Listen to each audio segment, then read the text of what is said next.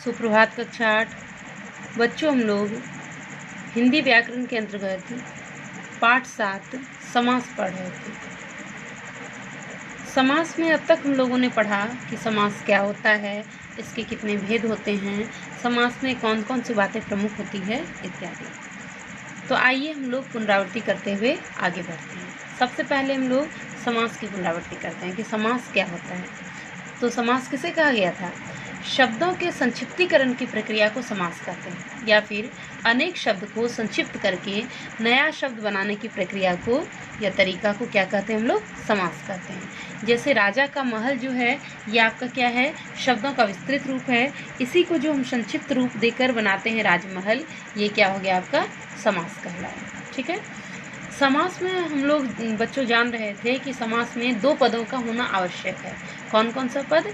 पूर्व पद और उत्तर पद। ठीक है। पूर्व पद किसे कहा जाता है?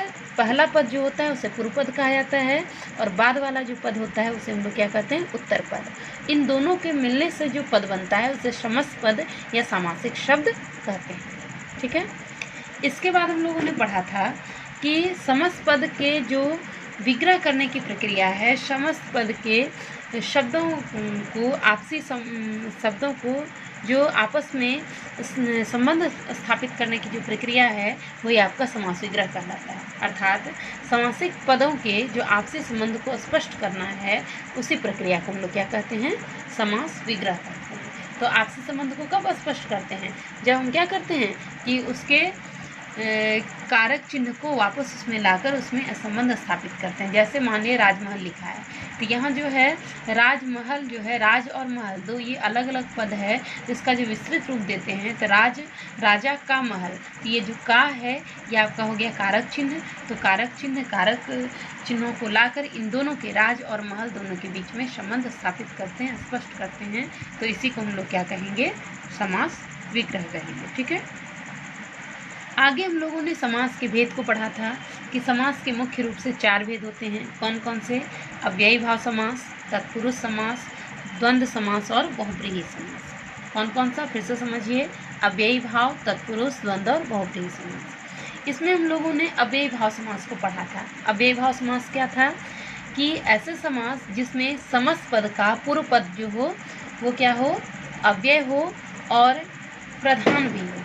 ऐसे ये समास जिसका समस्त पद का पूर्व पद जो हो वो क्या हो? अव्यय हो और साथ ही साथ वो प्रधान भी हो, उसे हम लोग क्या कहेंगे?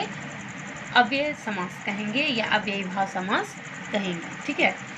इसमें देखिए आपका बताया गया था, वही अभी हम बताएं कि पूर्व पद जो होता है वो अव्यय होता है और साथ ही साथ वो क्या होता है? प्रधान होता है। ठीक है। लेकिन जब इसका विग्रह करते हैं तो अव्ययी भाव में पूर्व पद को बाद में लिखा जाता है और उत्तर पद को पहले लिखा जाता है। जैसे कि यथामति, मतलब मति के अनुसार। तो यथा जो है यहाँ पूर्व पद है, मति जो है उत्तर पद है। लेकिन जो इसका विग्रह किया गया तो उत्तर पद को पहले लिखा गया और पूर्व पद को बाद में लिखा गया। ये अव्ययी भाव समास के नियम होते हैं कि अव्ययी भाव समास का जो विग्रह किया जाता है तो पूर्व पद को बाद में और उत्तर पद को पहले लिखा जाता है। यहाँ तक हम लोगों ने पढ़ा। अब आइए हम लोग आगे बढ़ते हैं और इसके बारे में विशेष जानकारी प्राप्त करते हैं। विशेष जानकारी है कि जब एक शब्द की 2 बार आवृत्ति हो, आवृत्ति मतलब रिपीटेशन जिसको कहते हैं, आवृत्ति मतलब दोबारा आना। ठीक है। पुनरावृत्ति जिसको कहा जाता है, मतलब बार बार आना, रिपीट होना, रिपीटेशन। ठीक है। उसे हम लोग क्या कहते हैं? या फिर दोहराई जाए। अगर एक ही शब्द दोहराई जाए यानी 2 बार जब आए तो वो क्या बनाता है? अव्यय बनता है। और ऐसे शब्दों को भी अव्ययी भाव समास के अंतर्गत माना जाता है। जैसे देखिए रातों रात, यहाँ रात और रात ये 2 जो है आपका एक ही जैसा शब्द है। शब्दों की यहाँ पुनरावृत्ति हुई है, शब्दों की यहाँ आवृत्ति हुई है। ठीक है। तो आवृत्ति अर्थात दोहराव हुआ है, रिपीटेशन हुआ है। ठीक है। तो ऐसे समास को हम लोग किसके अंतर्गत रखते हैं? अव्ययी भाव समास के अंतर्गत रखते हैं। जैसे कानो कान है ना, ये कानो कान जो है, कान और कान 2 बार हुआ है, अर्थात ये रिपीट हुआ है, इसकी आवृत्ति हुई है, इसलिए किसके अंतर्गत आएगा? अव्ययी भाव समास के अंतर्गत आएगा। अब आइए हम लोग आगे बढ़ते हैं और जानते हैं अब तत्पुरुष समास के बारे में कि तत्पुरुष समास क्या होता है। देखिए तत्पुरुष समास कहा जा रहा है कि जिस समास का उत्तर पद प्रधान होता है वह तत्पुरुष समास होता है। ऐसे समास जिसका उत्तर पद प्रधान। अच्छा बच्चों, अब आप लोगों के मन में एक सवाल आ रहा होगा कि हम कैसे समझें कि कौन सा पद प्रधान है, उत्तर पद प्रधान है कि पूर्व पद प्रधान है। कैसे समझें कि कौन सा पद प्रधान है। प्रधान मतलब मुख्य, जिसको अधिक महत्व दिया जा रहा है, विशेष महत्व दिया जा रहा है। तो इसको समझने के लिए एक सीधा सा सवाल है कि आप क्या सोचेंगे, जब किसी शब्द को पढ़ेंगे तो आपके दिमाग में जो चित्र बनेगा वही आपको प्रधान का निर्देश कराएगा, आपको प्रधान का एक तरह से इंडिकेशन देगा, निर्देश देगा कि ये चीज़ प्रधान है। जैसे उदाहरण के तौर पर कहा जा रहा है आपका ये ग्रामगत, अर्थात ग्राम को गत, गांव को गया हुआ, ये सर्वभक्षी, सब कुछ खाने वाला, ठीक है। या फिर आप कह सकते हैं गिरह कट, अर्थात गिरह को काटने वाला। ये सब जब बोल रहे हैं, जब इसका विग्रह कर रहे हैं, तो आपके दिमाग में क्या चित्र बन रहा है। जैसे मान लीजिए है आपका गिरह कट, गिरह को काटने वाला। जब यहाँ बताया जा रहा है गिरह को काटने वाला जो कहा गया, तो आपके मस्तिष्क में क्या, गिरह मतलब होता है गांठ, ठीक है। गिरह मतलब क्या होता है, गांठ, जोड़, ठीक है। तो यहाँ गिरह कट है गिरह को काटने वाला, अर्थात गांठ को काटने वाला, जोड़ को काटने वाला।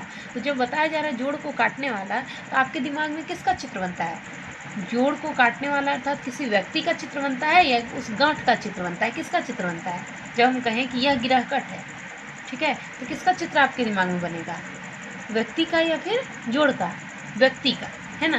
तो व्यक्ति का चित्र बनेगा, अर्थात वो जो व्यक्ति है वो क्या है, प्रधान है, अर्थात काटने वाला प्रधान है। अर्थात यहाँ गिरह कट यानी कट जो है यहाँ प्रधान है, इसलिए ये क्या है, इसका चित्र हमारे दिमाग में बनता है। तो इस तरीके से आप अनुमान लगा सकते हैं कि प्रधान कौन है। जैसे कह सकते हैं कि जलमग्न, है ना, तो जलमग्न जब कहेंगे या परलोक गमन, ठीक है, तो जलमग्न कहें चाहे परलोक गमन कहें, तो आपके दिमाग में किस चीज़ का चित्र आता है। जब हम कहेंगे कि वहाँ मतलब वो इलाका जलमग्न है, वो इलाका का चित्र आता है, वो जो या चारों तरफ से जो जल से मतलब भरा हुआ है, जल ही जल जो दिखाई दे रहा है, बाढ़ जो दिखाई दे रहा है, उसका चित्र आता है। तो बाढ़ का चित्र आपके दिमाग में आता है, उस एरिया का नहीं, मेन रूप से पानी, उस बाढ़ का चित्र आता है आपके दिमाग में, है ना। तो फिर क्या हो जाएगा कि वो जल से पूरी तरह से डूबा हुआ है, जलमग्न है, तो वहाँ पर किसका चित्र आता है, जल का। तो वो क्या हो जाता है, आपका एक तरह से प्रधान होता है। तो इसी तरीके से आप अनुमान लगाएंगे कि प्रधान किसे कहते हैं, किसको हम प्रधान मानते हैं। तो अब हम लोग समझें, तत्पुरुष समास कहा जा रहा है कि जिस समास में उत्तर पद प्रधान होता है उसे तत्पुरुष समास कहेंगे, यानी उत्तर पद अर्थात बाद वाला पद, ठीक है। अब है तत्पुरुष समास के 6 भेद होते हैं। कितने भेद, 6 भेद। कौन कौन, कर्म तत्पुरुष, करण तत्पुरुष, संप्रदान तत्पुरुष, अपादान तत्पुरुष, संबंध तत्पुरुष, अधिकरण तत्पुरुष। अर्थात कारक का जो है कर्ता को छोड़कर जितना है आपका 6 जो है वही आपका इसका भेद हो जाता है, ठीक है। इस समास में समस्त पद बनाते समय दोनों के बीच में आय कारक चिन्हों का लोप हो जाता है। अर्थात जब कर्म तत्पुरुष होगा तो कर्म का जो चिन्ह होगा को, जब विग्रह करेंगे तो वहाँ को आएगा, ठीक है। लेकिन जब उसका समस्त पद बनाएंगे तो को का लोप हो जाएगा, को लुप्त हो जाएगा। उसी तरह से करण तत्पुरुष अगर आएगा तो करण का चिन्ह क्या है, से या के द्वारा। तो जब तत्पुरुष जो है आपका तत्पुरुष समास में जब करण तत्पुरुष समास होगा तो वहाँ से या के द्वारा चिन्ह का लोप होगा।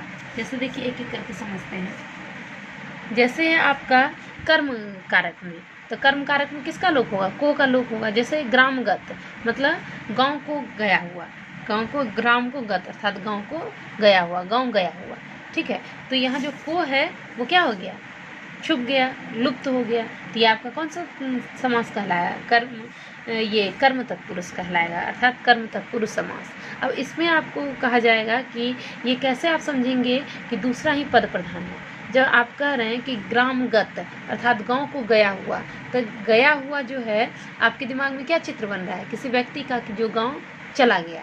तो मेन व्यक्ति का चित्र बनाया अर्थात गया हुआ, जो गया, तो गया का क्या हो जाएगा, गत, इसलिए यहाँ क्या हो जाएगा, उत्तर पद प्रधान हो जाएगा। सर्वभक्षी सब कुछ खाने वाला, जब सब कुछ खाने वाला कहा जाएगा तो आपके मस्तिष्क में किसका चित्र बनेगा, सब कुछ का चित्र बनेगा या किसी व्यक्ति का चित्र बनेगा कि जो सब कुछ खाता है, व्यक्ति का चित्र बनेगा, इसलिए वो क्या हो जाएगा, द्वितीय पद प्रधान होगा, ठीक है। इस तरीके से उसी तरीके से यहाँ आपका करण तत्पुरुष का है, करण में क्या होगा, से विभक्ति का लोप होगा। जैसे गुणयुक्त अर्थात गुण से युक्त, यहाँ पर जो है युक्त जो है आपका ये उत्तर पद है और ये क्या है, प्रधान है, ठीक है। जैसे शोकाकुल अर्थात शोक से व्याकुल, है ना। तो शोक से व्याकुल जो है तो क्या होता है, व्याकुल का चित्र हमारे दिमाग में बनता है ना कि शोक का, ठीक है। तो वो व्याकुल जो है आपका ये क्या हो गया, आपका प्रधान हो गया। तो इस तरीके से ऐसे ही आसान है। संप्रदान में क्या होगा, के लिए का लोप हो जाएगा। जैसे देशभक्ति तो क्या हो जाएगा, देश के लिए भक्ति। हथकड़ी तो हाथ के लिए कड़ी। तो ये जो होगा समस्त पद में, जो इसका हम लोग विग्रह करेंगे तो यहाँ के लिए का लोप हो जाएगा, अर्थात के लिए आएगा। और जब इसी का समस्त पद बनाएंगे तो के लिए का लोप हो जाएगा, ठीक है। उसी तरीके से यहाँ आप लोग आगे देख लेंगे। अपादान में से का लोप होता है। जैसे स्नेह रिक्त अर्थात स्नेह से रिक्त, स्नेह से रहित जिसे कहा जाता है, मतलब जिसके अंदर स्नेह नहीं है, ममत्व नहीं है, प्रेम नहीं है। फिर है आपका भयभीत अर्थात भय से भीत, मतलब डरा हुआ, भय व्याप्त जिसे कहा जाता है, भयभीत, ठीक है। देश निकाला अर्थात देश से निकाला, ठीक है, या देश से निकाला गया। तो इस तरीके से ये आपका क्या हो गया, अपादान हो गया। फिर आपका है संबंध। संबंध में क्या होगा, संबंध बताएगा। जैसे देवालय मतलब देवों का आलय अर्थात घर, काके की, यहाँ काके की का क्या हुआ, लोप हुआ। तो मुख्य रूप से आपको यहाँ पर यही याद रखना है कि अव्ययी भाव समास में क्या था कि आपको बस सीधा इतना याद रखना है कि अव्ययी भाव समास में क्या होता है कि प्रथम पद जो होता है वो अव्यय होता है और साथ ही साथ प्रधान होता है। तत्पुरुष समास में क्या होता है कि इसका उत्तर पद प्रधान होता है और इसके 6 भेद होते हैं। 6 भेद में क्या होता है कि उसका जो कारक चिन्ह होता है वो उसमें लुप्त होता है। जब उसका विग्रह करते हैं तो वो कारक चिन्ह आ जाता है। जैसे कर्ता का चिन्ह कर्म का चिन्ह क्या है, को, तो को का लोप होगा। करण में से का लोप होगा। संप्रदान में के लिए का लोप होगा। अपादान में से अलग होने का लोप होगा, अलगाव का जो बोध होता है। संबंध में काके की, डारेडी इसका लोप होगा और अधिकरण में पर का लोप होगा। लोप होना मतलब लुप्त होना, गायब होना। तो बच्चों आज के लिए बस इतना ही। हमें उम्मीद है कि समझ में आई होगी वीडियो।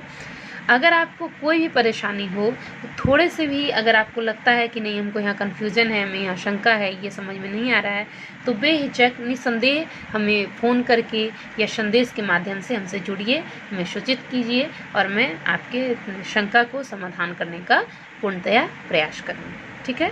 आप इसकी पुनरावृत्ति करेंगे, ये बहुत ही आसान है। सिर्फ आपको देखने में लग रहा है कि अलग अलग भेद है, आपको सिर्फ इसमें इतना ही याद रखना है कि तत्पुरुष समास में क्या होता है, उत्तर पद प्रधान होता है। प्रधान आपको समझने के लिए बस क्या करना है, उस शब्द को बोलना है और उस शब्द से संबंधित जो चित्र आपके दिमाग में बनेगा वो आपको समझ लेना है कि प्रधान क्या है। तो इस पर थोड़ा सा आप गौर करेंगे तो आपको समझ में आ जाएगा, ठीक है। तो आज के लिए बस इतना ही। आप लोग अब इससे संबंधित जहाँ तक हम पढ़ाए हैं वहाँ तक की पुनरावृत्ति करेंगे और इससे संबंधित आप लोग अभ्यास कार्य भी करेंगे। अब अगली वीडियो में हम लोग आगे तत्पुरुष समास के उपभेद के बारे में जानेंगे, ठीक है। आज के लिए बस इतना ही। बहुत बहुत धन्यवाद।